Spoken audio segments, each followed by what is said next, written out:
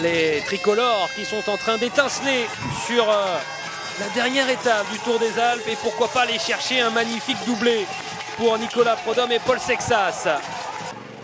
Il reste 54,5 km exactement dans ce Tour des Alpes, dans ce 48e Tour des Alpes. Et vous voyez donc cette échappée de 14 coureurs dans laquelle figure un certain Paul Sexas. Et je sais que ça vous anime sur les réseaux sociaux pour avoir jeté un œil déjà sur le hashtag LesRP. Vous étiez très impatient à l'idée qu'on prenne l'antenne et de voir Paul Sexas donc dans le groupe de tête. Un groupe d'une quinzaine d'unités qui a donc 3 minutes et 18 secondes d'avance. Et le peloton est emmené par la formation du leader, l'équipe Ineos Grenadiers.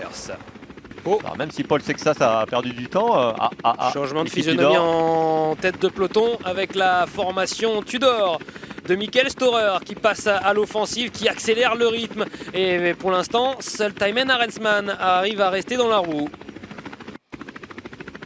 Ah, comme quoi on n'attend pas le mur final, on va déjà le mettre sous pression. Thymen Arensman. Il prend des risques de vouloir lancer la course aussi loin. Et c'est parti, regardez, il part à son tour, Florian Stork s'est écarté, Michael Storer décide d'y aller à 34 km de l'arrivée, Thymen Arensman ne peut pas suivre. Oh, le classement général qui est en train de basculer, on tente les choses de loin encore une fois dans ce Tour des Alpes. Hier c'était Thymen Arensman, parti à 80 km de l'arrivée. Aujourd'hui c'est Michael Storer à 34 km de l'arrivée. Michael Storer prend seconde par seconde, petit à petit, alors qu'à l'avant, c'est Paul Sexas qui est retourné au boulot. Paul Sexas qui fait le boulot. On a quand même cette sensation qu'il est en train de, peut-être, David, se sacrifier pour Nicolas Prodhomme aujourd'hui. Difficile à dire, hein, par plusieurs moments, dans de forts pourcentages, quand l'aspiration a moins d'importance. Oui, c'est le coureur en tous les cas qu'on voit le plus entreprenant pour mener à bien ce groupe, pour essayer de repousser Michael Storer. Ici le groupe de tête et ça explose avant l'ultime ascension donc, avec cette difficulté de Stronach. 3 km à 12%, c'est parti, ça commence à monter légèrement et c'est justement Manuele Tarodi qui a essayé d'anticiper, suivi par Ben Zwihoff, l'Allemand de la formation Red Bull Bora-Hansgrohe, alors qu'on notera la présence évidemment de nos deux Français pour la formation Décathlon AG2R La Mondiale avec la jeune pépite Paul Sexas et ses 18 ans, Nicolas Prodhomme. Le grimpeur français est également présent dans ce groupe. On a aussi le néerlandais de la formation Jaco Alula avec Koen Bouwman.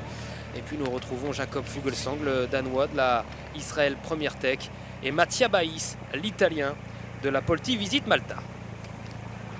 On a vraiment des profils différents. Enfin, Jacob Fuglsang qu'on voit, 40 ans, Paul Sexas 18 ans à l'arrière. C'est Paul Sexas qui a pris le manche, comme tout à l'heure donc sur les pentes du Bamberg, à présent sur les pentes du Stronach. Avec ses 3 km à 12%, il reste encore 2 km à faire, il fait mal. Allez, en quelques mètres même, là Paul Sexas. Voilà, Ben Zwihoff a lâché. Il reste plus grand monde maintenant. L'expérimenté Jacob Fuglsang, son équipier Nicolas Prodhomme, Koen Bouwman. Et derrière ça devient dur, Ben Zwihoff a sauté. Emil Herzog est sur le point également de lâcher. Les deux coureurs de l'équipe Red Bull Bora. Et on se posait la question tout à l'heure lorsqu'il a fait le forcing dans la précédente ascension pour savoir si on jouait plutôt pour Nicolas Prodhomme ou si on pouvait encore jouer la carte Paul Sexas. J'ai l'impression qu'on a les deux plus forts au niveau des Français. Et là c'est Paul Sexas en tout cas qui va en profiter pour l'instant. Jacob Fuglsang ne peut pas y aller.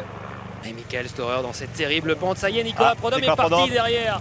On va retrouver deux Décathlon AG2R dans quelques instants en tête de course alors qu'il reste 1 km avant le sommet. Oh, qui a l'air très fort également, Nicolas Prodhomme.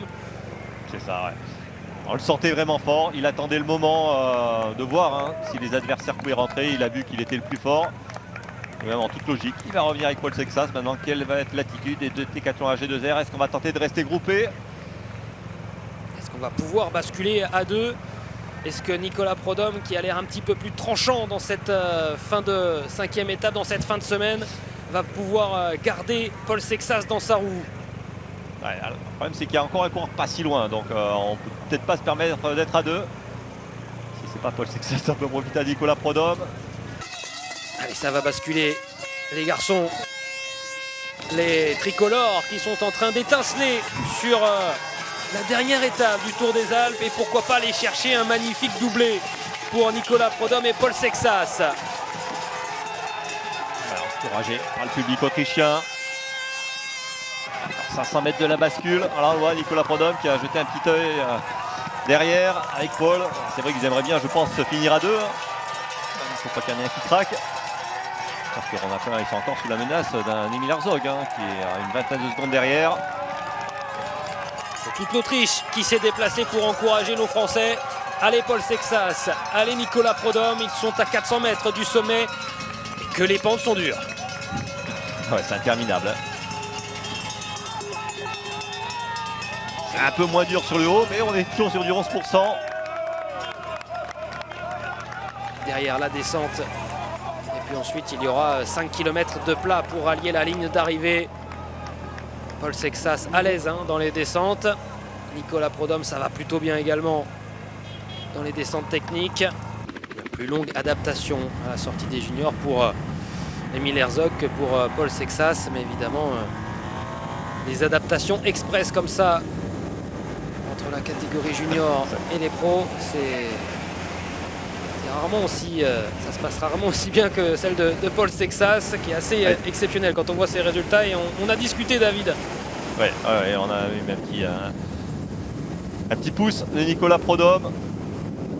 Parfois, c'est même pas le directeur sportif. Alors, si ça peut être le directeur sportif qui décide, peut-être qu'on laisse au coureur également. C'est le plus important pour l'équipe, c'est que l'équipe s'impose.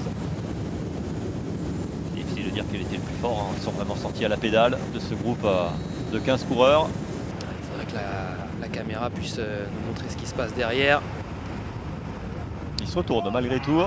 Ah, c'est bon. C'est bon, mon gars, c'est bon ça. Et oui, c'est bon, messieurs. Vous allez la chercher, cette victoire. Et quelle victoire! On en a placé 2 dans cette équipe Décathlon AG2R, la mondiale aujourd'hui. On avait essayé de jouer le classement général d'abord avec Félix Gall, avec Paul Sexas. Ça ne s'est pas passé comme prévu. La faute notamment à des conditions météo extrêmes hier et surtout un extraordinaire Thymen Arensman et un extraordinaire Mikkel Storer. Alors pour cette dernière étape, on a revu un petit peu les plans avec Paul Sexas qui avait perdu beaucoup de temps sur la 4e et avant-dernière étape du Tour des Alpes. On l'a placé à l'avant, le jeune coureur, le jeune français. On l'a placé aux côtés de Nicolas Prodhomme et eh bien on était tout simplement les plus forts de l'échappée. C'est Nicolas Prodhomme qui vire en tête, derrière lui Paul Sexas. Les deux coureurs vont lever les bras. Nicolas Prodhomme et Paul Sexas remportent donc cette 5e et dernière étape. Paul Sexas, 18 ans, va la laisser à Nicolas Prodhomme. Nicolas Prodhomme qui s'impose sur cette dernière étape du Tour des Alpes et qui remporte la première victoire de sa carrière. Bravo messieurs, merci messieurs. Ouais, bravo, très belle victoire. Très bel état d'esprit entre les deux coureurs. Comme dit Nicolas Prodhomme, a souvent été équipier. Il aura l'occasion d'en gagner. Paul Sexas, en tout cas, il aura montré vraiment tout le talent qu'on attend de lui sur ce Tour des Alpes, malgré une journée difficile. Encore présent lors de cette dernière journée. Emil Herzog va devoir s'incliner face à la force collective des Décathlon AG2R. Et se contenter de la 3e place.